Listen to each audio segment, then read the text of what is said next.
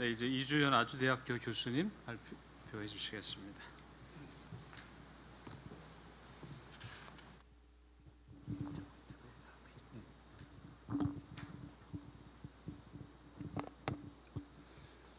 네, 반갑습니다.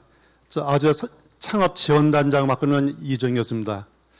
저는 본래 그 기업에 27년을 근무했습니다. 근무하다가 2014년도 9월 달에 아주대 공대 산업공학과 교수를 일단 부임하는데 정년퇴직의 전임 교수를 일단 부임을 이제 하게 되었습니다. 하는데 그 부임할 때 이제 뭐 상당 어떤 이슈가 많이 있었죠. 뭐 교수는 반대도 있고 했었는데 벌써 이제 제가 온 지가 벌써 이제 5년 됐습니다. 됐고 이제 그러고 이제 현재 아주대 와서 주로 했던 일은 공대 산업과 교수이지만 기업에다가 과연 그 대학에다가 어떻게 기여를 할 것인가 그런 고민을 보니까 혼자 할 게 별로 없더라고요. 그러다가 이제 그렇다면 신산업융합기술연구소를 만들어서 한번 기여해보자 해서 저 총장 직속으로다가 신산업융합기술연구센터를 신설했습니다. 신설해서 현재 5년 됐는데 연구개발 과제를 30억 이상 과제를 현재 5개를 수행하고 있습니다. 현재 교수가 11분이 참여하고 있고 석박사가 이제 그 50명이 들어와 있고 그리고 이제 연구교수 3명, 전임연구원이 6명에서 그 활동을 좀 하고 있습니다. 이제 그러다가 이제 올해 1월 달 들어서서 또 청장님이 이제 불러서 가니까 이제 창업 지원단장을 맡아달라. 요구해서 지금은 2가지를 같이 겸직을 이제 맡고 있습니다. 그래서 그 다음에 이제 대학에 5년 근무하면서 2014년도 12월 달에 갑자기 산업통상자원부의 장관님한테 전화 받았어요. 전화 받은 것이 산업융합 촉진 옴부즈만에 선임이 됐다. 그건 전혀 몰랐거든요. 나는 맡을 생각이 없다. 해서 그것을 총장님과 공문을 띄워서 3년 임기로다가 2015년도 2월 달부터 이제 작년도 1월 달까지 이제 했는데 결국은 이게 이름 뭐냐면 산업융합촉진법에 따라서 생긴 조직이 되겠습니다. 한마디로다가 신산업과 신기술 추진하는데 정부하고 산업계 중간에서 애로사항이 많이 있습니다. 그런 애로사항을 신문과 법적기구에다가 이제 그걸 제소하면은 그 풀어주는 역할이 주로 이제 제 역할이 되겠습니다. 그동안 이제 3년 동안 이제 하면서 기업에서 148건 정도를 접수를 받아서 145건을 해결하고 3건을 해결을 못한 것이 오늘 얘기가 많이 나왔습니다. 첫 번째가 의료의 원격 진료 이슈 관계 해결 못했습니다. 두 번째는 데이터의 개인정보법 관계 그 해결 못했고, 세 번째는 이제 의료 유전체 검사 관계. 3가지는 이제 그 이슈가 많아서 그 해결을 못하고 나머지는 이제 기업의 요청사항은 이제 대부분 이제 해결을 했습니다. 그러고 이제 제가 이제 오늘 오게 된 것은 지난번에 미래대학 콜로키움에서 3시간 특강을 할 계획이 있었습니다. 하다가 갑자기 요청을 받다 보니까 교육이라서 상세한 내용은 제가 이제 준비를 못하고 제가 산업융합 촉진 옴부즈만을 하면서 규제 샌드박스를 만든 장본입니다.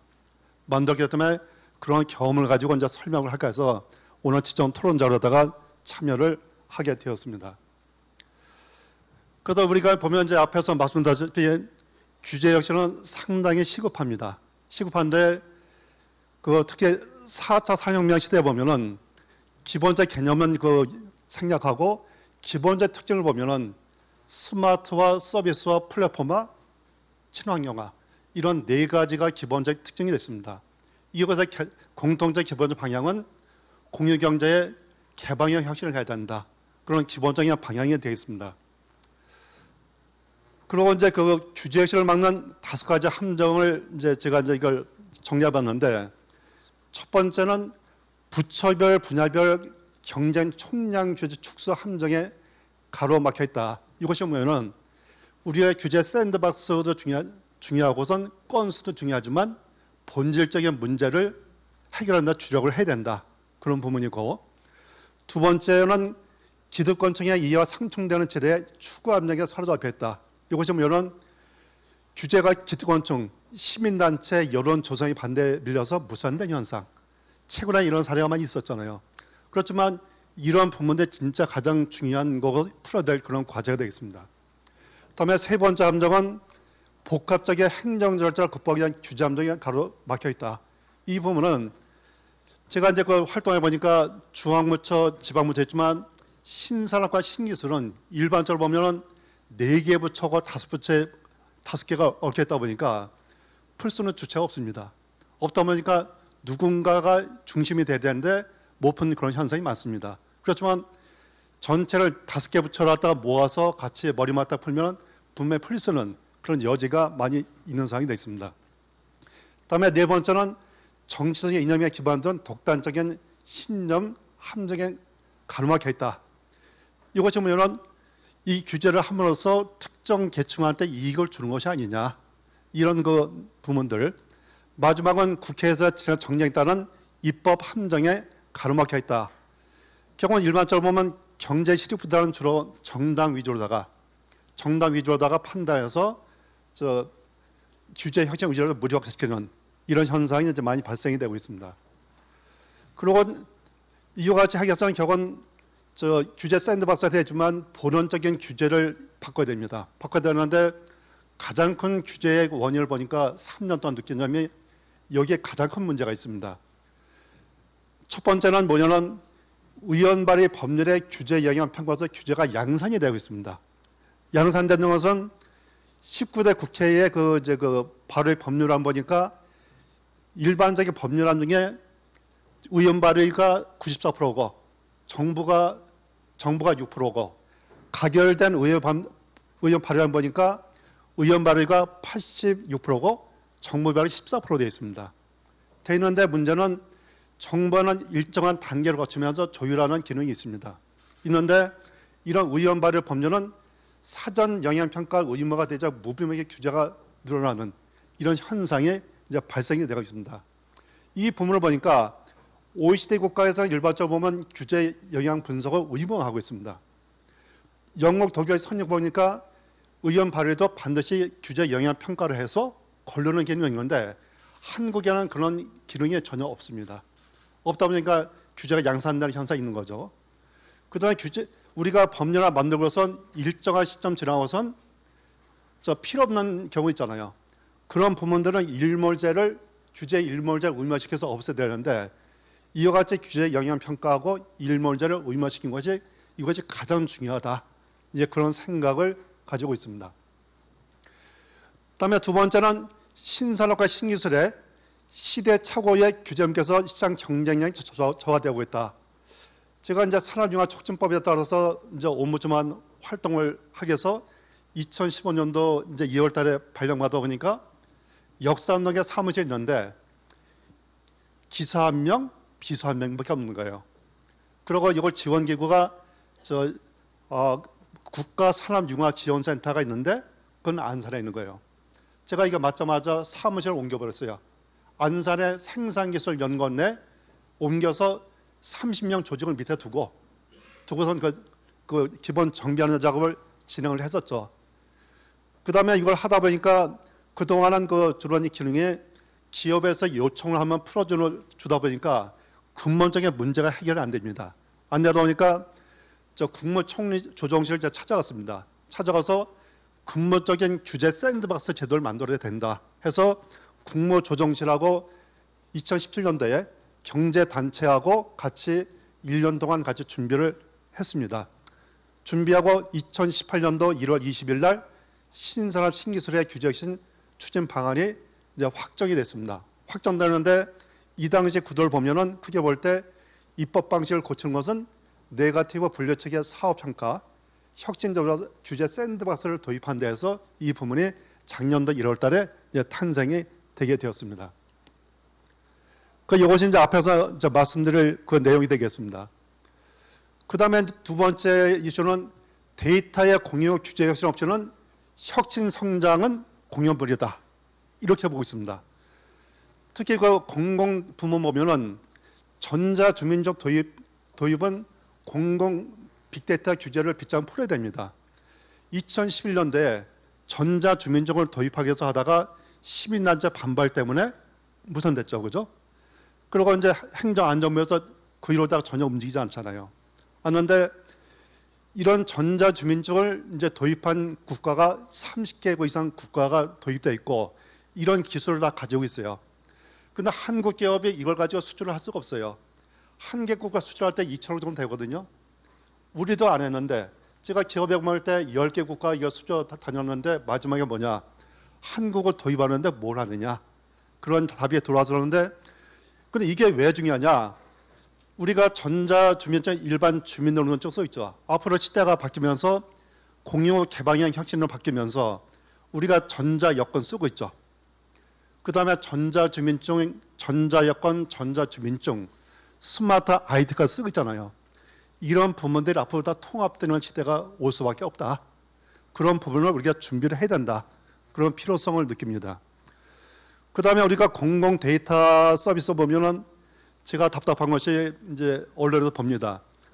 공공 데이터 개방 지수 OECD 1위다. 그게 무슨 필요가 있느냐? 아무 필요 없는 거다. 그럼 우리가 공공 데이터 활용 측면 볼 때 과연 어느 정도 되느냐? 그런 측면들은 상당히 취약하다. 차라리 우리가 자랑할 것이 아니라 그런 부분을 고치는 것이 더 중요하지 않느냐? 그러면 이 부분을 어떻게 하느냐? 우리가 이제 공공 데이터에 보면은 이제 비식별 제도가 있습니다. 이런 부분은 데이터를 일정한 개방하고선 유치원 징별자 손해배상 제도라든가 이런 제도를 도입해서 강력하게 추진을 해야 된다. 이제 그런 필요성이 있습니다. 그 다음에 이제 의료 부문 보면은 안심하고 데이터를 활성화하는 개인정보보호법 혁신을 해야 되는데 우리가 의료 빅데이터 산업의 개인정보 보호가 규제에 묶여 있습니다. 결국 한국에서 아시아에서 볼 때는 규제 상당히 높습니다. 높고 이 부분은 결국은 시민단체 반대로 하다가 의료 원격 관리 시스템 도입에 지연되고 있다. 제가 이 문제를 풀려고 보건복지부하고 식약처하고 관련자를 다 끌어모아 봤어요. 그 하기 전에 이런 원격 진료 기업을 실제 방문해서 무엇을 어떻게 고쳐야 되느냐 하니까 이제 기업 사람들이 그냥 막 얘기하는 거예요. 이거 빨리 풀어야 된다. 그래서 한 자리에 30명 모았어요. 30명 모아서 같이 이거 머리 맞다가 풀려다 보니까 기업에서 얘기를 못 합니다. 그래서 그랬어요. 나한테 불만 얘기하는데 왜 얘기가 안 하느냐. 잘못하면 저 보건복지부하고 식약처 찍히기 때문에 얘기 못 한다. 해서 못 푼 그런 사례가 있습니다. 그런데 이 문제를 보면은 미국에서는 이제 ONC를 설치해서 다양한 정보 통합 플랫폼을 활성화시킨다고 하고 있고 영국은 HSCIC를 설립해서 우리 정보 저장 분석 가공하는 이런 부문을 하고 있고 호주에서는 제3연계기관을 운영하는 하면서 이걸 잡기 위해서 이제 많은 고민하고 이제 활동을 하고 있습니다. 그 다음에 우리가 민간 부문은 공유경제에 기반 없는 폐쇄적 혁신은 이제 그만해야 된다. 일반적으로 보면 여러분 다 아시다시피 앞에서 말씀드렸잖아요. 유니콘 기업이 한국 진출할 때 규제 저촉돼서 많은 어려움이 있다. 이런 부분이 있는데 그럼 우리가 일반적으로 보면 공유경제의 각각의 규제 유형을 나열해서 유형별로다가 개인정보법을 차별되게 푸는 작업을 진행을 해야 된다. 그 다음에 온라인 규제 관계 이 부분은 결국은 교육도 마찬가지죠. 결국은 온라인 강좌에 그 규제 사항이 많이 있잖아요. 그런 부분들도 앞으로 이제 풀어야 된다. 그런 필요성을 많이 느낍니다. 그 다음에 이제 우리가 이제 본원적인 규제에서 R&D가 무슨 규제냐? 저도 그 규제로 보고 있습니다. 우리가 관료주의 R&D 정책의 글로벌 변화 흐름에 대응 못한다. 이런 타이틀을 잡았는데 우리가 이제 R&D 투자 비중이 세계 1위로 돼 있지만 기술 사업화 실적은 부진합니다. 부진한데 결국은 우리가 4.3%, 일본은 3.6% 이렇게 돼 있습니다. 돼 있는데 사업의 성공률은 90% 이상인데 기술 사업화율은 20% 좀 낮다. 이런 부분들. 대학은 더 낮죠, 그죠? 그 다음에 우리가 기술 과제를 수행하면서 느낀 점이 우리가 기술 기획을 하고 기술 개발하고 그 다음에 기술 사업화하잖아요. 사업하는데 예산의 비중이 기술 개발 쪽에 95%고 기획하고 사업화에 5%밖에 안 됩니다. 다른 국가는 보통 15% 이상 됩니다. 되는데 그러다 보면 어떤 문제가 발생되느냐.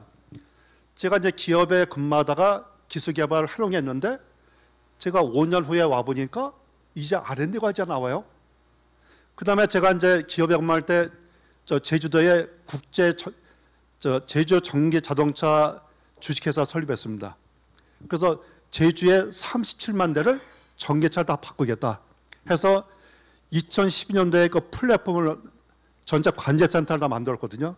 만들고 결국 이제 그 콜센터 만들고 다 만들어 놨어요. 민간이 순수하게 투자해서. 그다음 국제전기차 엑스포도 정부가 아니라 민간이 주도했습니다. 만들었어요. 그런데 좀 지나니까 우리가 개발하는 과제가 R&D 과제 나와요. 그래서 깜짝 놀란 그런 현상을 봤었는데 이와 같이 우리가 사업 기획과 사업화 투자 관계를 더 늘려야 된다. 그런 부분이고, 그 다음에 제가 이제 그 신산업융합기술 연구센터 하면서 느낀 점이 우리가 R&D 관리가 너무 힘들어요. R&D 관리하는데 본연의 연구보다 행정 처리가 너무 과다하다. 이 문제를 풀어야 된다. 물론 이거 해결해서 행정 여직원을 두고 하고 있지만 이것은 그 어느 한 사람 문제가 아니라 우리 교육에 전반적으로 볼 때 이 문제를 반드시 풀어야지만 연구 쪽에 좀 더 많은 시간을 투입할 수 있다. 그런 필요성을 많이 느낍니다. 그 다음에 이제 이 문제는 이제 노동정책도 이거 주제다. 이것 때문에 제가 호되게 당했었는데 2017년, 17년도에 포럼에서 이걸 얘기했어요.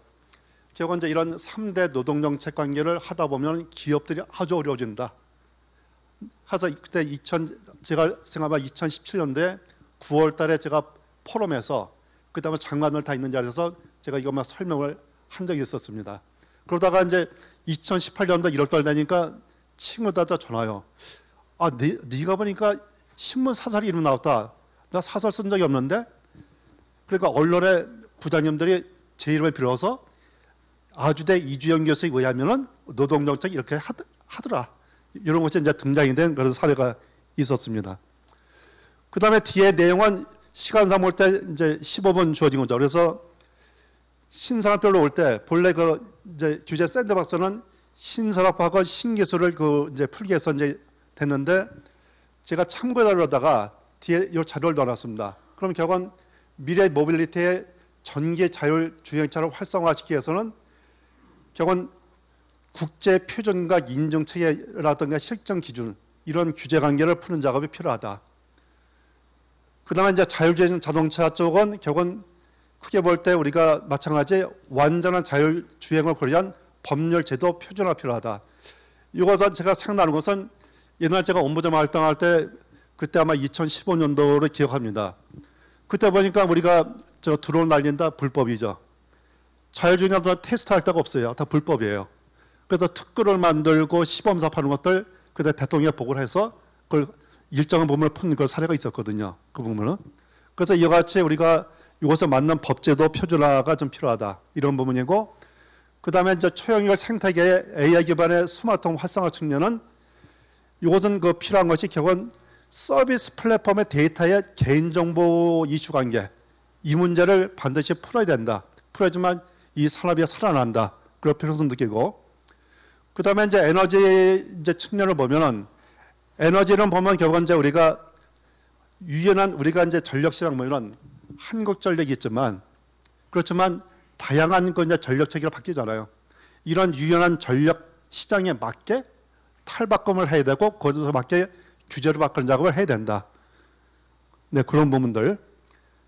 그 다음에 이제 우리가 바이오 헬스 활성화 측면은 조금 전에 말씀드렸다시피 의료 분야의 원기업 진료 활성화 측면하고 결국 이제 우리가 보니까 이겠어요. 기관 간의 호환이 가능한 데이터 플랫폼이 안 돼 있습니다. 이런 부분을 빨리 풀어야 된다. 그런 필요성 느끼고 그 다음에 우리가 정밀 의료 체계에서는 유전자 검사의 질병 예측에 대한 규제 혁신을 해야 되는 것들 이런 필요성 느끼고 이건 그냥 참고로다가 이제 그냥 시간상 그렇게 말씀드리겠습니다. 그래서 오늘 제가 이제 말씀드린 것은 오늘 제가 나오게 된 것은 규제 샌드박스를 만들 때 이제 관여를 한 이제 그 기회를 얻다가 오늘 나와서 이제 신산업과 신기술이 어떻게 가고 있느냐, 어떻게 규제를 풀어야 되느냐 그런 부분들을 이제 말씀드렸고 교육 쪽은 아직 제가 학교 온 지 5년밖에 안 되기 때문에 그건 상세하게 아직 검토를 못했습니다. 네, 이상 마치겠습니다.